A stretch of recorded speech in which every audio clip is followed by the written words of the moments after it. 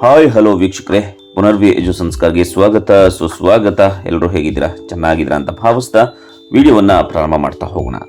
ಗೃಹಲಕ್ಷ್ಮಿ ಯೋಜನೆಯ ಹಣ ಎಲ್ಲ ಮಹಿಳೆಯರಿಗೂ ಕೊನೆ ಪಕ್ಷ 3ನೇ ಕಂತಿನಿಂದಾದರೂ ಕೂಡ ಎಲ್ಲ ಒಂದು ಕರ್ನಾಟಕದ ಫಲಾನುಭವಿಗಳಿಗೆ ಸಲ್ಲಿಕೆ ಆಗಲೇಬೇಕು ಅಂತ ಹೇಳಿ ರಾಜ್ಯ ಸರ್ಕಾರ ನಿರ್ಧಾರವನ್ನ ಮಾಡಿರುವಂಥದ್ದು.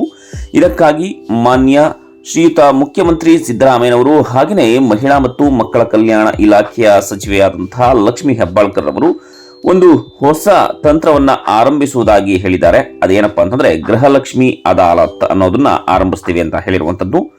ಹಾಗಾದ್ರೆ ಇದು ಯಾವ ರೀತಿಯಾಗಿ ಕೆಲಸ ಮಾಡುತ್ತೆ ಅನ್ನೋದನ್ನ ನೋಡ್ತಾ ಹೋದ್ರೆ, ಎಲ್ಲಾ ಮಹಿಳೆಯರ ಖಾತೆಗೆ ಹಣ ಬರುವಂತೆ ಮಾಡೋದಕ್ಕೆ ಸರ್ಕಾರ ಈ ಒಂದು ಹೊಸ ತಂತ್ರವನ್ನ ಬಳಸ್ತಾ ಇರುವಂತದ್ದು. ಪ್ರತಿ ಗ್ರಾಮ ಪಂಚಾಯಿತಿ ಮಟ್ಟದಲ್ಲಿ ಗೃಹಲಕ್ಷ್ಮಿ ಅದಾಲತ್ ಅನ್ನ ನಡೆಸೋದಕ್ಕೆ ಸಂಬಂಧಪಟ್ಟ ಅಧಿಕಾರಿಗಳಿಗೆ ಮಾನ್ಯ ಮುಖ್ಯಮಂತ್ರಿ ಸಿದ್ದರಾಮಯ್ಯ ಅವರು ತಿಳಿಸಿರುವಂತದ್ದು. ಈ ಗೃಹಲಕ್ಷ್ಮಿ ಅದಾಲತ್ ಅಡಿಯಲ್ಲಿ ಪ್ರತಿಯೊಬ್ಬ ಅಧಿಕಾರಿಯೂ ಕೂಡ ತಮ್ಮ ಗ್ರಾಮದಲ್ಲಿ ಯಾವ ಫಲಾನುಭವಿ ಮಹಿಳೆಗೆ ಗೃಹಲಕ್ಷ್ಮಿ ಯೋಜನೆಯ ಹಣ ಜಮೆ ಆಗಿಲ್ಲ ಅನ್ನೋದನ್ನ ತಿಳಿಸಬೇಕಾಗುತ್ತೆ.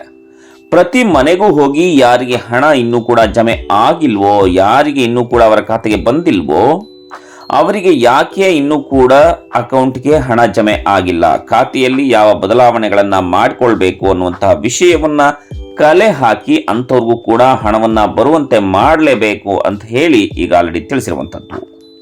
ಈಗಾಗಲೇ ನವೆಂಬರ್ ತಿಂಗಳಲ್ಲಿ 3ನೇ ಕಂತಿನ ಹಣ ಬಿಡುಗಡೆ ಕೂಡ ಆಗಿರುವಂಥದ್ದು. ಒಟ್ಟಿಗೆ ಹಣ ಅಂದ್ರೆ 6,000 ರೂಪಾಯಿ ಮಹಿಳೆಯರ ಖಾತೆಗೆ ತಲುಪಿರುವಂಥದ್ದು.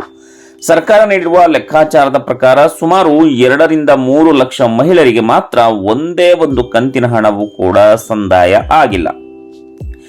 ಇದಕ್ಕೋಸ್ಕರ ಗೃಹಲಕ್ಷ್ಮಿ ಅದಾಲತ್ ಮಾಡಿ ಡಿಸೆಂಬರ್ ಕೊನೆಯ ಒಳಗೆ ಪ್ರತಿಯೊಬ್ಬ ಫಲಾನುಭವಿಗಳಿಗೂ ಕೂಡ ಗೃಹಲಕ್ಷ್ಮಿ ಯೋಜನೆಯ ಹಣ ಸಂದಾಯ ಆಗೋ ರೀತಿಯಲ್ಲಿ ಮಾಡಲಾಗುತ್ತೆ ಅಂತ ಹೇಳಿ ಸರ್ಕಾರ ಭರವಸೆಯನ್ನ ನೀಡಿರುವಂತದ್ದು. ಇನ್ನು ಹಲವು ಮಹಿಳೆಯರು ತಮ್ಮ ಹೆಸರಿನಲ್ಲಿರುವ ಬ್ಯಾಂಕ್ ಖಾತೆಯ ಬದಲು ಗಂಡನ ಬ್ಯಾಂಕ್ ಖಾತೆಯ ಅಥವಾ ಮಗನ ಬ್ಯಾಂಕ್ ಖಾತೆಯ ವಿವರಗಳನ್ನ ನೀಡಿದ್ದಾರೆ. ಹೀಗೆ 2 ಲಕ್ಷ ಮಹಿಳೆಯರ ಖಾತೆಯಲ್ಲಿ ಸಮಸ್ಯೆ ಇರೋದಾಗಿ, ಅಂಥವರಿಗೆ ಹಣ ಸಂದಾಯವಾಗಿಲ್ಲ ಅಂತ ಹೇಳಿ ಈಗ ಆಲ್ರೆಡಿ ಅಧಿಕಾರಿಗಳು ತಿಳಿಸಿದ್ದಾರೆ. ಆದರೆ ಡಿಸೆಂಬರ್ ತಿಂಗಳಿನ ಒಳಗೆ ಅಂಥವರ ಹೆಸರನ್ನ ಗ್ರಾಮ ಪಂಚಾಯತ್ ಸಿಬ್ಬಂದಿಗಳು ಹುಡುಕಿ ತೆಗೆದು ಮನೆ ಮನೆಗೆ ಹೋಗಿ ಖಾತೆಯಲ್ಲಿ ಇರುವಂತಹ ಎಲ್ಲಾ ಸಮಸ್ಯೆಗಳನ್ನ ಪರಿಹರಿಸಿ ಅವರಿಗೆ ಹಣ ಸಂದಾಯವಾಗುವಂತೆ ಮಾಡಬೇಕು ಅಂತ ಹೇಳಿ ಈಗ ಆಲ್ರೆಡಿ ಯಾರು ಕರ್ನಾಟಕ ಸರ್ಕಾರದ ಮುಖ್ಯಮಂತ್ರಿಯಾದಂತಹ ಸಿಎಂ ಸಿದ್ದರಾಮಯ್ಯರವರು ತಿಳಿಸಿರುವಂತದ್ದು. ಕರ್ನಾಟಕ ರಾಜ್ಯದ ಮುಖ್ಯಮಂತ್ರಿ ಸಿದ್ದರಾಮಯ್ಯನವರು ತಿಳಿಸಿರುವಂತದ್ದು.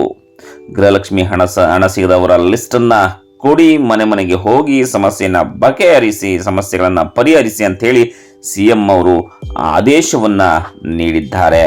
ಸೊ ಹಾಗಾದ್ರೆ ಯಾರ್ಯಾರು ಗೃಹಲಕ್ಷ್ಮಿ ಹಣಕ್ಕೋಸ್ಕರ ಕಾಯ್ತಾ ಇದ್ದೀರೋ, ಸೊ ಖಂಡಿತ ಎಲ್ಲರಿಗೂ ಕೂಡ ಬರುತ್ತೆ ಅಂತ ಹೇಳ್ತಾ, ಇದು ಕರ್ನಾಟಕ ಸರ್ಕಾರದ ಮತ್ತೊಂದು ಹೊಸ ತಂತ್ರವನ್ನ ಅನುಸರಿಸ್ತಾ ಇರುವಂತದ್ದು. ಪ್ರತಿ ಮನೆಗಳಿಗೆ ಗೃಹಲಕ್ಷ್ಮಿ ಹಣ ತಲುಪಬೇಕು ಅಂತ ಹೇಳಿ ಸಿಎಂ ಅವರು ಎಲ್ಲ ಅಧಿಕಾರಿಗಳಿಗೆ ಆದೇಶವನ್ನ ಕೊಟ್ಟಿರುವಂತದ್ದು. ಅದು ಎಷ್ಟರ ಮಟ್ಟಿಗೆ ಸಕ್ಸಸ್ ಆಗುತ್ತೆ ಅಂತ ಕಾದು ನೋಡೋಣ. ನಿಮ್ಮ ಅನಿಸಿಕೆ ಅಭಿಪ್ರಾಯಗಳನ್ನ ಕಮೆಂಟ್ ಸೆಕ್ಷನ್ ಅಲ್ಲಿ ಕಮೆಂಟ್ ಮಾಡಿ. ಮತ್ತೆ ಮುಂದಿನ ಹೊಸ ಅಪ್ಡೇಟ್ ಜೊತೆ ಭೇಟಿ ಆಗೋಣ. ಅಲ್ಲಿವರೆಗೂ ನಮಸ್ಕಾರ.